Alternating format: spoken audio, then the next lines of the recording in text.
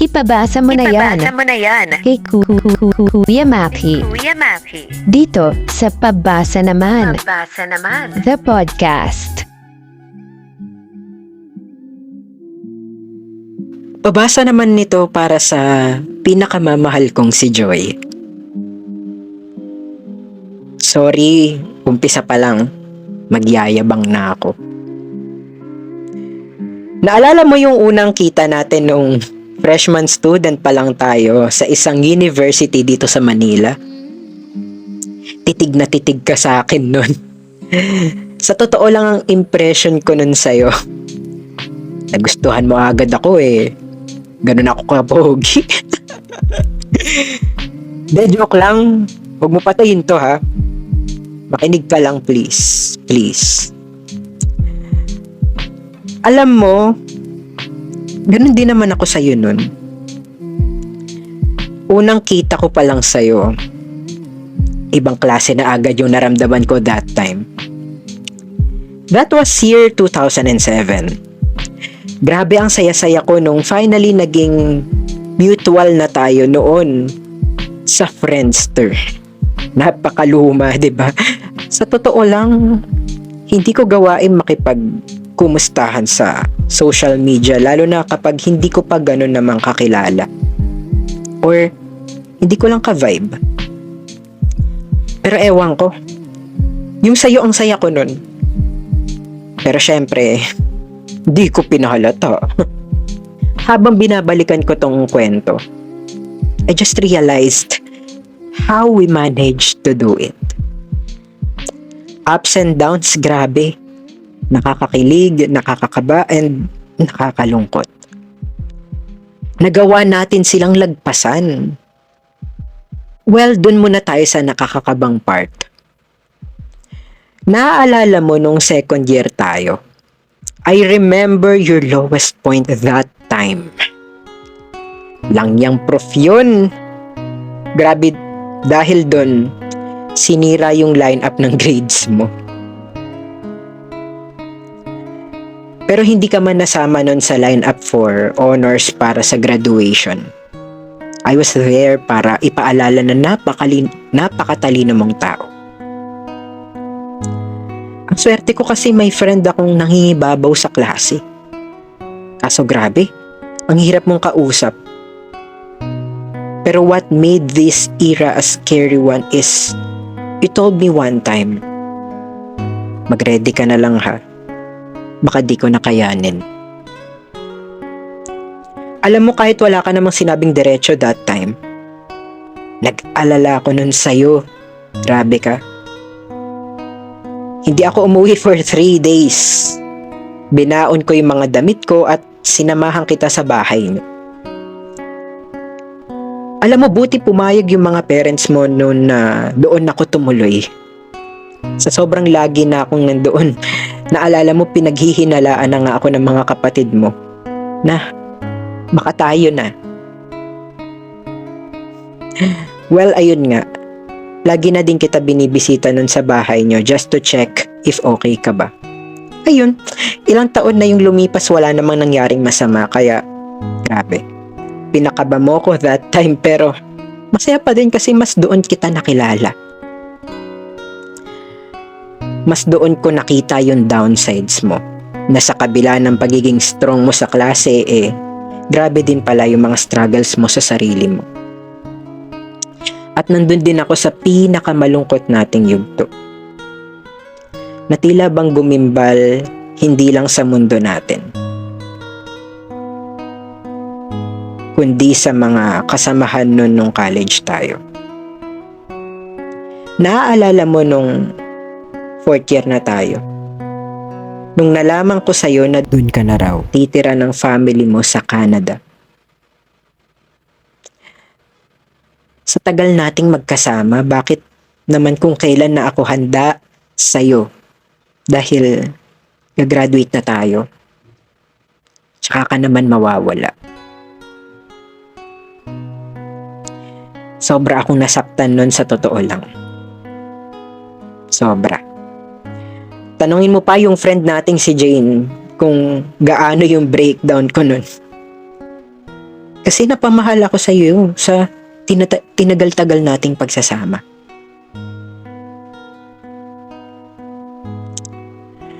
Pero alam mo, nakakatawa din talaga yung tadhana. After that year, that was 2011, I tried to move on. Yes, oo, nagawa ko. Napunta sa ibang relationships. Pero di rin tumagal. Nakatatlo ako siguro nun. Hanggang sa yung pinapasukan kong multinational company, binigyan ako ng offer para ma-promote bilang marketing consultant. Alam kong maiiwan ko sina mama, pero pinaliwanag ko ng mas makabubuti yon sa akin kasi mas mataas yung posisyon, mas mataas ang sahod. By the way, that was year 2017. Grabe. Ang tagal kong inantay nun. Yung promotion na yun. Pero alam mo, sa totoo lang, nung bigla kong naalala na nasa Canada ka din pala, bumalik yung excitement sa puso ko. Nawala na kasi yung excitement sa akin, sa totoo lang, after nung mga nangyari nung 2011. Oo, napunta sa iba't ibang relationship, pero parang may kulang talaga. Wala yung alab. Pero that time, nung nabigyan ako ng offer, umuot agad ako. Kasi alam ko, magkakaroon na naman ng chance para magtagpo tayo. Pero aminado ako, kinakabahan din ako. Hindi ko alam kung ano magiging reaction mo. Hindi kasi tayo ganun nagkakakontak kasi palagi tayong busy. At yun nga, tinanggap ko yung offer. Ayun, lumipad at grabe. Pagkalapag ko ng Canada, gaan ng loob at excitement ang naramdaman ko. Pero takot din kasi baka masaktan ako. Baka meron ka na palang iba. Sa totoo lang, umaasa pa din talaga ako. Fast forward, sinabihan kita na nandito na ako. At nagkita tayo. Kitang-kita ko yung mga mata mo. Ang saya-saya. Medyo nabawasan yung kaba ko dun. At nung tinanong kita, gumaan din yung loob ko nung nalaman kong single ka pa din pala.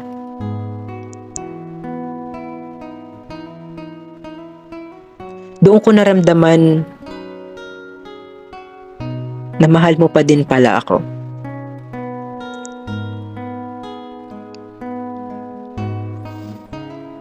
And fast forward pa din. Dahil ayoko nang humaba to. Oo. At ang ending ay naging tayo pa din. 2019, my most memorable year ever. That was the time na nangyari ang hindi ko lubos maisip 8 years ago. Yung pakasalan kita. Grabe ano? Pag para sa'yo talaga, hindi mo din talaga mapipigilan ang tadhana. Minsan iikutin ka lang niya para patatagin ka. Iniisip ko din kung kaagad kong nakuha si Joy, baka hindi ko siya ganito kamahal ng sobra. At ayan, Kuya Maki, pakisabi na lang sa mga listeners mo na pasensya na kung may nainggit sa istorya namin. Pero para sa mga tagapakinig mo, Kuya Maki, I am not here para inggitin sila. Well, oo. Nandun yung pagyayabang ko dahil talaga nga namang maipagmamalaki ko itong nangyaring plot twist sa buhay ko. Pero the point here is, huwag ka mawawala ng pag-asa. Di man tayo pare-parehas ng istorya pero I'm sure lahat tayo may natututunan sa bawat nangyayari sa buhay natin. At totoo yun, huwag niyong madaliin. Dahil may nakatadhana talaga sa inyong tao na talagang aantayin ka. Ako nga pala si Gilbert at salamat sa pagbasa, Kuya Maki.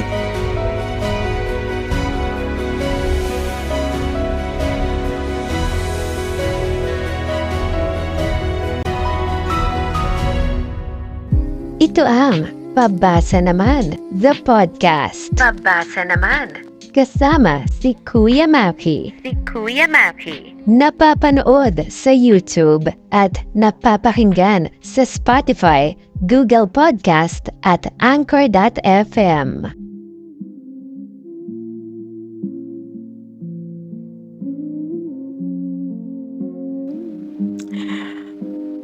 Oh! Grabe, no? Ayan na naman kayo. Sige, sana all. Puro mga ganyan na naman yung makikita nating comments, no? Sana all, sana all. Pero totoo nga naman, no? Sana all talaga. Hoy, aminin. May mga inggit. The joke. De. Alam niyo, no? Pinatunayan sa storya ni Gilbert na ang tadhana talagang bibigyan ka lang niya ng mga pasikot-sikot na mga pangyayari sa buhay para tama si Gilbert or si Gilbert, patatagin ka. Bigyan ka ng aral sa buhay. Bigyan ka ng mga bagay na kung saan ipaparealize sa'yo na kaya mo yan. Kaya mo tong i-overcome. Diba?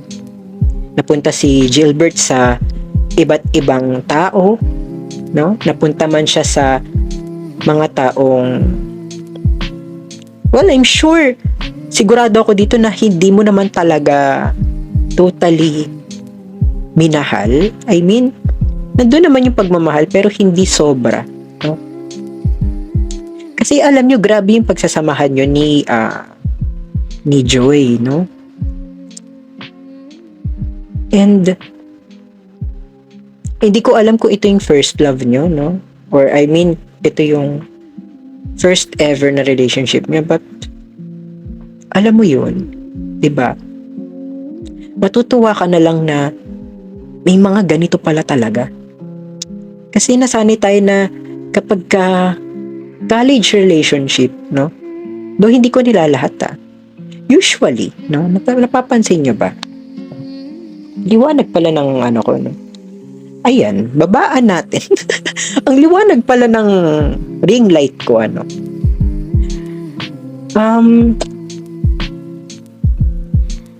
Minsan 'di ba? Ay madalas 'di ba kapag ka mga college life relationships ang ingay nung ano. Ayan, wait nga, palitan, pasensya na, ang daming inconveniences dito. Wala, ganun ho talaga. Kaya pasensya na po sa mga nakikinig, may ganun po, opo. Huwag na lang po kayo makinig. Joke lang. Pinaalis ng podcast. Di, yun nga, no? Di ba sa mga college relationships, no, madalas yung mga kwento naging magjowa nung college. Pero iilan lang yung naririnig ko na hanggang tumanda na or hanggang mag-middle age na, no, sila. Parang kasi yung college life, kung nag-relationship ka dun, always a testing the waters era, no? Na parang, okay, tingnan natin kung okay ba to, magwo-work, no? Though hindi ko sinasabi na hindi nagwo-work kapag college life, no? Pero itong storya ni Hilbert at saka ni Joy, isa ito sa mga bagay na talaga nga namang masasabi nating ang loyalty ng pagmamahal ay nananatili pa din, no? Hanggang sa ngayon. Na tayo, no? Tayong mga nasa bagong henerasyon, no? Tayong mga mas nasa nakababatang henerasyon, kaya din natin to, no? Madalas sa atin yung mga relationship natin yung paiba-iba, no? Hindi stable, no? Though hindi natin binibigyan ng masamang impression yung mga ganong klase, no? Pero ang saya lang ipagmalaki kung ito yung relationship na nagtagal, talagang umabot ng ilang taon, no? At pinanindigan hanggang sa dulo, no? Grabe.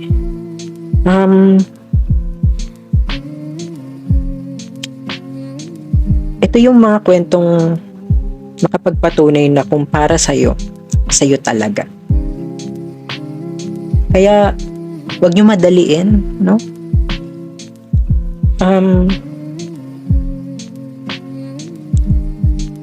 Tunay nga talaga na kapag kami namadali yung relationship, parang madali din siyang nawawala, 'di ba? Parang madali din siyang kinukuha sa'yo. Kasi atat na atat tayo minsan, no, na parang gusto natin may relationship na agad tayo, no? Na, 'di ba? Yung mga ganitong klaseng tao, yung mga ganitong klaseng relationships, napakabihira nito eh. Ito yung mga epitome na dapat nating makita sa isang relationship, no? Yung hindi pinipilit, no? At kusa na lang, no? Nangyayari. At tingnan nyo, ilang taon sila nawalay, pumunta man ng Canada, yung isa, no? At yung tadhana talaga, nagpapatawa, no? Grabe. Nagkaroon ng promotion sa Canada pa, 'di ba? Sakto, multinational pa. Talagang ang dapat magpasalamat tayo dito yung kumpanya na yun eh. Ano ba pangalan ng kumpanya? Makapag-apply nga dyan. Parang napaka-helpful niya, 'di ba? Na dahil doon sa promotion na yun, no? Napunta siya ng Canada. Doon nawalay siya sa family niya, no? Though feeling ko naintindihan naman siya ng parents niya, no? Kasi pinatuloy naman siya sa Canada, 'di ba? Alam mo 'yun, 'di ba? Buti dahil sa company na yun, baka talagang wala, 'di ba? grabe talaga. Pero that's the power of destiny talaga, no? Ako, alam niyo, may era sa buhay ko na napaka-bitter ko. Hindi ako naniniwala sa destiny, no? Na parang sabi ko, Mariose, ano 'yan? 'Di ba? May ganyan ba? 'Di ba? Pero sa buhay natin nangyayari talaga siya. Hindi lang sa relationships, no? Isipin niyo sa ibang klaseng, sa ibang facets ng buhay natin, no? May mga bagay na hindi natin expect na talaga nakatadhana pala sa atin, no? Hindi lang natin nare-realize kasi ang alam natin pag destiny, no? Lagi sa relationships lang. Kaya iba dyan ang bibiter, no? Kapag sinabing relationships, no? Kuya Maki, pabasa naman. So ayun nga, no, nakakasana all lang talaga siya, no. 'Di ba? Like pwede naman magkaroon ng alternate history dito, 'di ba, na parang sa dulo ay meron na pala siyang iba nung pagbaba ko ng Canada. Nung nalaman ko na, 'di ba? Yung mga ganun na parang shit, paano kung ganun yung nangyari, no? Or walang promotion na naganap, 'di ba? At walang napuntang Canada, 'di ba? Hindi siya pinapunta doon ng kumpanya niya. Paano kung ganun, 'di ba? Pero grabe lang. Like yung inayakan mo dati na akala mo imposible na mangyayari. Tingnan mo. Forever mo na ulit ngayon. Sana all. Pero siguro minsan din sa buhay nyo, nakisana all na din kayo, no? Alam nyo, normal lang yan, no? Normal lang na makisana all tayo. Pero paalala ko lang mga kapatid na huwag sana tayong umabot sa kaiinggitan na natin sila. Sana magsilbi siyang inspirasyon sa mga taong nawawalan ng pag-asa, nawawalan ng gana o sumusuko na sa mga mangyayari sa susunod na pangyayari sa buhay nila, no? Iyan man ay sa karir ba, no? O iyan man ay sa material na bagay o sa mga pangyayari natin sa buhay, no? At kahit na mismo sa inaasam nating pagmamahal, gawin yung totoo yung sana all nyo. Yung sana sa sana all nyo, gawin yung totoo. No? Para magawa mo yung mga ninanais mo. Diba? Hindi yung magsasana all tayo tapos maninira tayo ng kwento ng iba, no?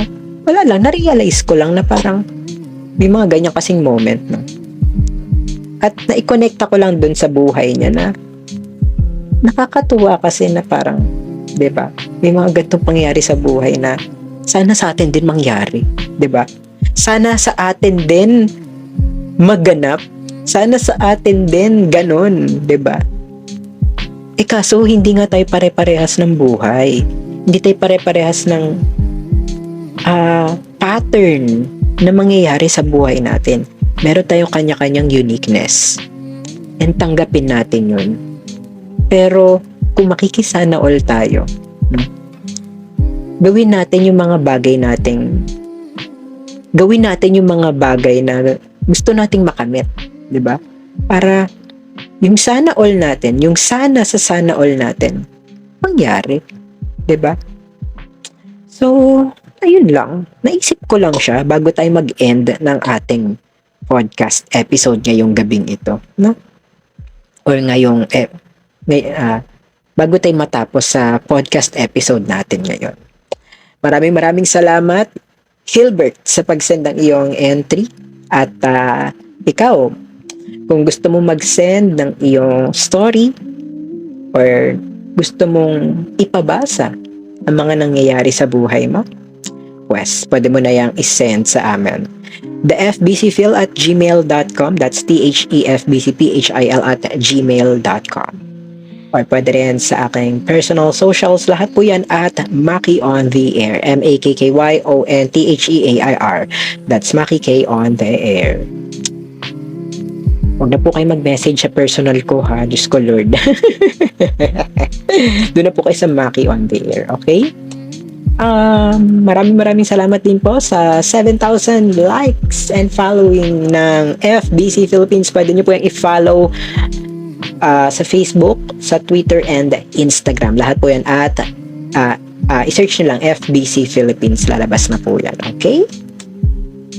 Well, tayo po ay napapakinggan sa Spotify, sa Google Podcast, sa Anchor.fm at napapanood sa YouTube. Nakasama nyo na naman ang dating nakikikulit. Ngayon naman ay nakikibasa. Ang makikibasa ako po, si Kuya Maki. At panatilihing nakatutok dito sa podcast show na kung saan kung hindi mo kayang sambitin, ipabasa mo na lang. Pabasa naman the podcast. Paalam! Friends, maraming salamat sa iyong pakikinig at pakikibasa. Sundan kami sa Facebook, X at Instagram at FBC Philippines. Pakinggan ang Pabasa Naman the Podcast sa Spotify, Google Podcast at Anchor.fm at pwede din manood sa YouTube.